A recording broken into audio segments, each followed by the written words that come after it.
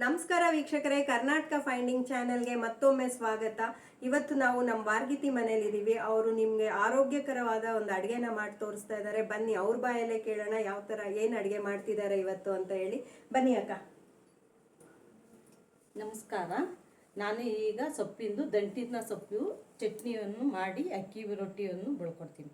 So ಆರೋಗ್ಯಕರವಾದ ಎಲ್ಲ ದಂಟು ಎಲ್ಲ ಮಿಕ್ಸಿಂದು ಸೊಪ್ಪಿಂದು ಕಡ್ಡಿ. ಓಕೆ, ಬನ್ನಿ ಅವ್ರ ಕಿಚನಲ್ಲಿ ಅವ್ರು ಏನೇನು ಇಂಗ್ರೀಡಿಯೆಂಟ್ಸ್ ತಗೊಂಡಿದ್ದಾರೆ ಅಂತ ತಿಳ್ಕೊಳ್ಳೋಣ. ಈಗ ಅಕ್ಕಿ ರೊಟ್ಟಿ ಬಳಿಯೋ ರೊಟ್ಟಿಗೆ ನೈಟೇ ಕಲ್ಸ್ಕೊಂಡಿದ್ದಾರೆ. ಏನೇನು ಕಲ್ಸ್ಕೊಂಡಿದ್ದಾರೆ ಅಂತ ತಿಳ್ಕೊಳ್ಳೋಣ ಅವ್ರ ಹತ್ರ. ಆಗ ರೊಟ್ಟಿನ ಬಳಿತಾರೆ.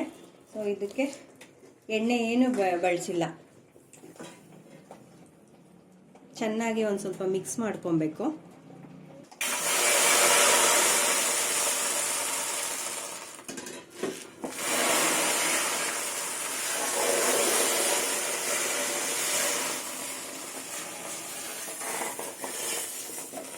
ನೋಡಿ ವೀಕ್ಷಕರೇ, ಎಷ್ಟು ಚೆನ್ನಾಗಿ ರೊಟ್ಟಿ ಬಳಿತಾ ಇದ್ದಾರೆ.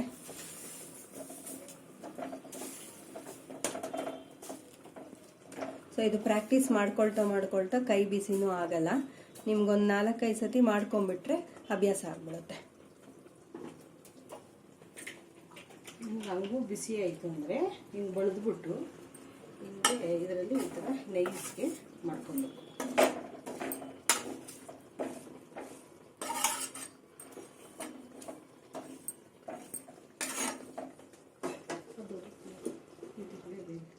ಸೊ ಅಬೆಯಲ್ಲಿ ಬೇಯಲಿ ಅಂತ ಆಮೇಲೆ ಕ್ಲೋಸ್ ಮಾಡ್ತಾ ಇದ್ದಾರೆ.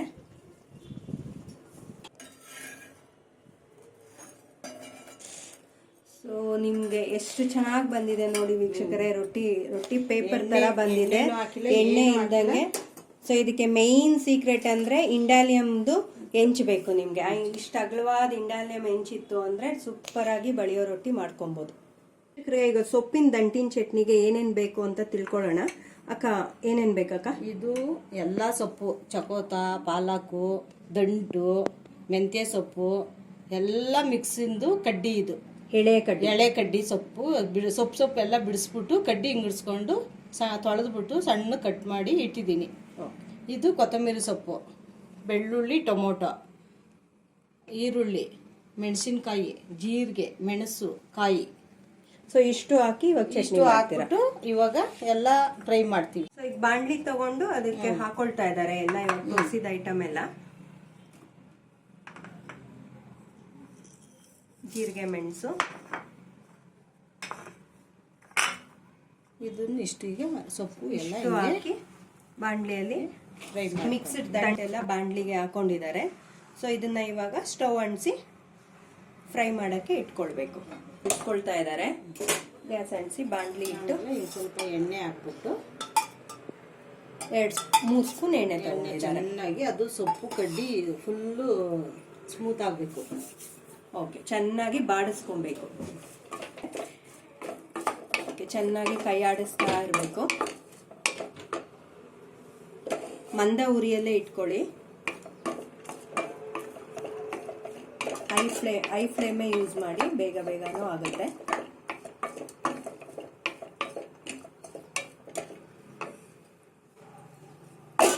ಸೊ ಇದು ಒಂದು ಸ್ವಲ್ಪ ಹೊತ್ತು ಸಾಫ್ಟ್ ಆಗಕ್ಕೆ ಬಿಡಬೇಕು. ಒಂದು 3 ನಿಮಿಷ ಸಾಫ್ಟ್ ಆಗಕ್ಕೆ ಬಿಡಬೇಕು. ಇದಕ್ಕೆಲ್ಲ ನೀರು ಸೇರಿಸ್ಕೊಬೇಕಾ? ಏನಿಲ್ಲ, ಇದನ್ನು ಚೆನ್ನಾಗಿ ಫ್ರೈ ಆದಮೇಲೆ ಹಂಗೇನೆ ಸ್ವಲ್ಪ ತಣ್ಣಗೆ ಮಾಡಿಬಿಟ್ಟು ರುಬ್ಬಿಟ್ಟು ಒಗ್ಗರಣೆ ಅಲ್ಲ ಆದ್ಮೇಲೆ ಬೇಕಾದ್ರೆ ನಮಗೆ ನೀರು ಹಾಕೊಬೋದು. ಓಕೆ, ಇಷ್ಟು ರೋಸ್ಟ್ ಮಾಡ್ಕೊಂಡು ಗ್ಯಾಸ್ ಆಫ್ ಮಾಡಿಕೊಂಡು ಇಷ್ಟು ಸಾಕು. ಇದಾದ್ಮೇಲೆ ರುಬ್ಬಿಟ್ಟು ಒಗ್ಗರಣೆ ಹಾಕೋದು. ಓಕೆ, ಯಾರ ಹತ್ರ ಕಲ್ತ್ರಕ್ಕ ಇದು ಡಿಶ್ಶು? ನಮ್ಮ ಫ್ರೆಂಡು ಜ್ಯೋತಿ ಅಂತ, ಅವರು ಹತ್ರ ಹೇಳಿಸ್ಕೊಂಡು ನಾವು ಕಲ್ತ್ಕೊಂಡಿದ್ವಿ. Okay, super. ಒಳ್ಳೆ ಡಿಶ್ನ ಹೇಳ್ಕೊಟ್ಟಿದ್ದಾರೆ ಜ್ಯೋತಿ ಅವರು ನಿಮಗೆ. ಮಿಕ್ಸಿ ಜಾರ್ಗೆ ಕೊತ್ತಂಬರಿ ಸೊಪ್ಪು, ಕಾಯಿ ತುರಿ, ಆಮೇಲೆ ಇದು ರೋಸ್ಟ್ ಮಾಡಿದ್ವಲ್ಲ ತಣ್ಣಗಾಗೈತೆ. ಎಲ್ಲ ಮಿಕ್ಸಿ ಜಾರ್ಗೆ ಟ್ರಾನ್ಸ್ಫರ್ ಮಾಡ್ಕೊಳ್ತಾ ಇದ್ದಾರೆ.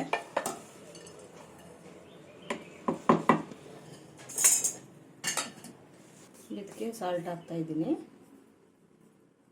ರುಚಿಗೆ ತಕ್ಕಷ್ಟು ಉಪ್ಪು.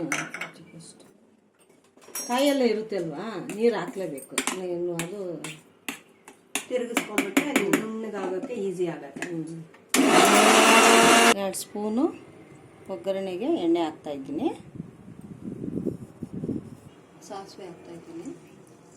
ಸಾಸಿವೆ ಚಟ್ಪಟ್ ಅಂತ ಅನ್ಬೇಕು. ಸಾಸಿವೆ ಸಿಡಿದ ಮೇಲೆ ಕರಿಬೇವು ಹಾಕ್ಕೊಳ್ತಾ ಇದ್ದಾರೆ. ಅದಾದ್ಮೇಲೆ ಹಾಗೆ ಈರುಳ್ಳಿ,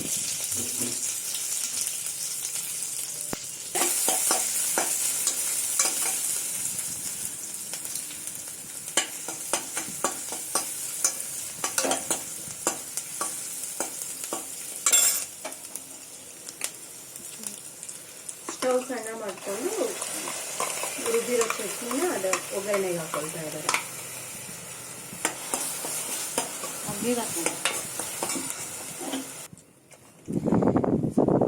ಮಿಕ್ಸಿ ಜಾರ್ಗೆ ಸ್ವಲ್ಪ ನೀರು ಬೆರೆಸ್ಕೊಂಡು ಅದು ಎಲ್ಲ ಮೆತ್ಕೊಂಡಿರುತ್ತಲ್ಲ ಮಿಕ್ಸಿ ಜಾರಲ್ಲಿ, ಅದಕ್ಕೆ ಅನ್ನ ತಿನ್ಬೇಕು ಅಂದ್ರೆ ಇನ್ನೂ ಸ್ವಲ್ಪ ತೆಳ್ಳಗೆ ಮಾಡ್ಕೊಬೋದು.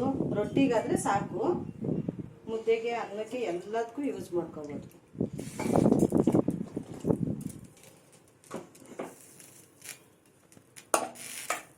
ಕುದಿಬೇಕಲ್ವಾ ಇದು?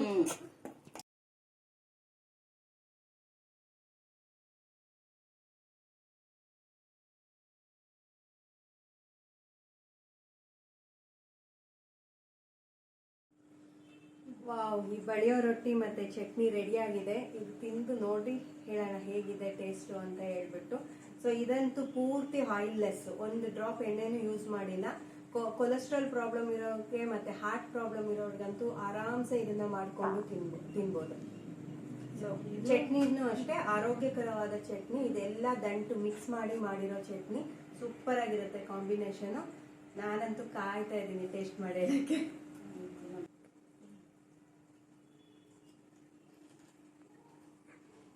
ಶಬ್ದನೂ ಬರ್ತಾ ಇದೆ ರೊಟ್ಟಿದು.